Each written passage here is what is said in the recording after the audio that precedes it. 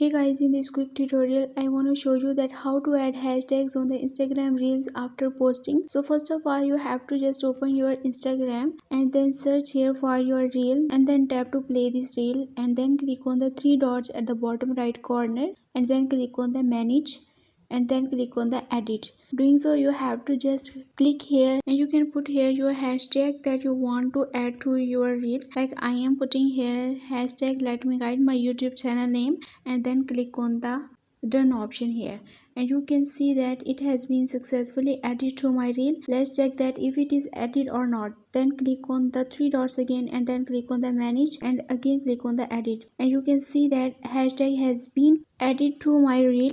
And if I want to add the next one, so you can add here any hashtag that you want to add and then click on the done. So I hope this video will be helpful for you. For more information you can visit my website whose link I have shared in this video's description. So leave a like and a comment for this video and also subscribe my channel. Let me guide. Thanks for watching.